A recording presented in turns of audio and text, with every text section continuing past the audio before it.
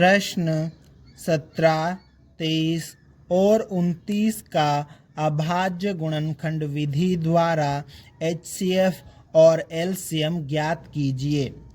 इस प्रश्न में हमें 17, 23 और 29 का अभाज्य गुणनखंड विधि के द्वारा HCF और LCM ज्ञात करना है। इस प्रश्न को हल करने के लिए हम लिखेंगे हल। अब सबसे पहले हम क्या कर लेते हैं, ये जो 17 है ना, इसका अभाज्य गुणनखंड कर लेते हैं। ठीक है, तो इस तरह से लाइन खींच लेंगे और यहाँ पर लिखेंगे 17। ठीक है, अब ये चेक कर लेते हैं ये सम संख्या है या विषम संख्या है। ठीक है, अब सम संख्याएं और विषम संख्याएं क्या होती है वो हम देख लेते हैं।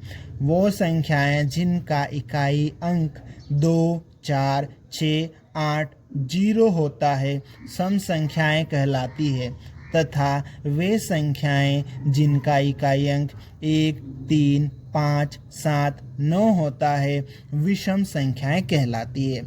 अब देखो इस 17 का इकाई अंक 7 है और ये विषम संख्या है। ठीक है, और विषम संख्या है, साथ ही जो 17 है ना, ये खुद 17 के पहाड़े में आता है, तो हमें ज़्यादा कुछ सोचने की ज़रूरत नहीं है। यहाँ लिखेंगे 17। 17 के पहाड़े में 17 कितनी बार में आएगा? एक बार में। ठीक है, इस तरह से 17 के अभाज्य गुणनखंड क्या हो जाएंगे? 17। ठीक है, अब देखो 17 कितनी बार आया है? एक बार, तो हम यहाँ लिखेंगे 17 की घात 1। ठीक है, अब 17 के अभाज्य गुणनखंड हमने निकाल लिए। अब 23 के ज्ञात कर लेते हैं। 23 का इकाई अंक देखो 3, ये भी विषम संख्या है और 23 भी खुद 23 के पहाड़े में आता है। कितनी बार में आएगा? एक बार में। इस तरह से 23 के अभाज्य गुणनखंड हो जाएंगे 23। ठीक है, और यहाँ पर लिख लेंगे 23 एक बार आए तो 23 की घात 1। ठीक है, अब क्या करते हैं? 29 के अभाज्य गुणनखंड ज्ञात कर लेते हैं। तो देखो 29 इकाई अंक 9 और 29 भी तो खुद 29 के पहाड़े में ही आता है, तो यहाँ लिख लेंगे 29 कितनी बार में आएगा? एक बार में।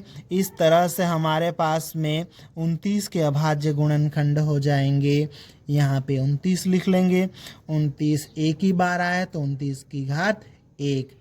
ठीक है, इस तरह से हमने 17, 23 और 29 इन तीनों के अभाज्य गुणनखंड ज्ञात कर लिए।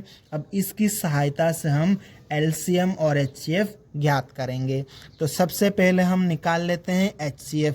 इसके लिए हम लिखेंगे अब HCF 17, 23, 29 का HCF बराबर, यहाँ पर हम HCF लिखेंगे। HCF हम किस तरह से ज्ञात करते हैं कि जिन संख्याओं का हमें HCF ज्ञात करना है उनके अभाज्य गुणनखंडों में से कॉमन अभाज्य गुणनखंड लेंगे। ठीक है, जो तीनों के पास में हो। ठीक है, उभयनिष्ठ अभाज्य गुणनखंड लेंगे। ठीक है, तो हम यहाँ पर देख लेते तीनों के पास में कौन सा अभाज्य गुणनखंड है। ठीक है, तो देखो 17 के पास में तो खुद 17 है, 23 के पास में 23 है, 29 के पास में 29 है। इस तरह से हमने यहाँ पर देखा कि इन तीनों में से सबके पास में कॉमन हो, जो सभी के पास में हो, ऐसा अभाज्य गुणनखंड तो कोई है ही नहीं। अब जब तीनों के पास में अगर कॉमन नहीं हो तो तीनों के पास में एक है, ऐसा हम मानते हैं। इस तरह से इन तीनों का HCF कितना हो जाएगा? 1 हो जाएगा। या एक और तरीका है, एक और चीज़ है, हम यहाँ से भी देख सकते हैं। देखो तीनों का, ये तीनों के नीचे सबके पास में एक एक आया है। अब ये एक के पहाड़े से एक बार जाएगा, एक के पहाड़े से एक बार, एक के पहाड़े से एक बार। इस तरह से 17, 23 और 29 इन तीनों के पास में उभयनिष्ठ अभाज्य गुणनखंड कितना हो जाएगा? उभयनिष्ठ गुणनखंड इन तीनों के पास में हो जाएगा 1।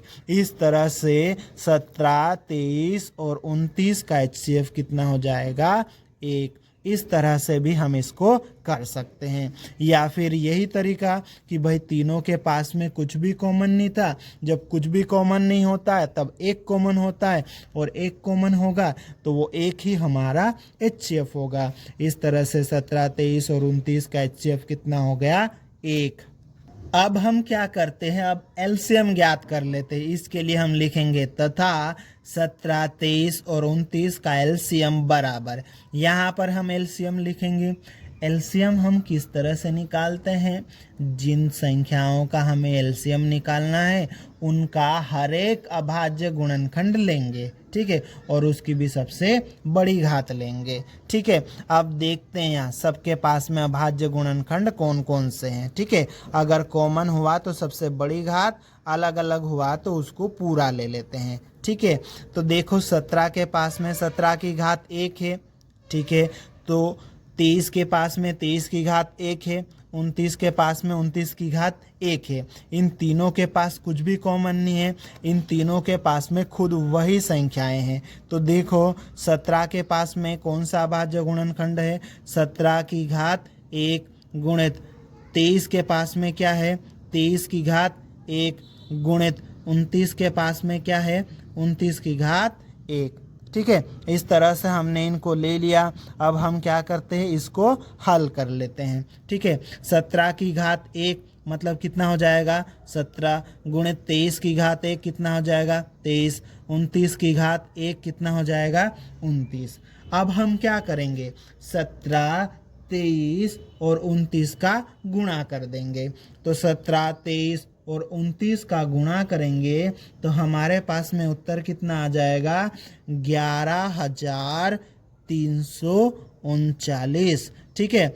इस तरह से 17, 23 और 29 का एचसीएफ कितना हो गया, 1, और 17, 23 और 29 का एलसीएम कितना हो जाएगा, 11,339। अतः अभिष्ट 17, 23 और 29 का एचसीएफ बराबर 1 तथा 17, 23 और 29 का एलसीएम बराबर 11,339 है और यही हमारा उत्तर है।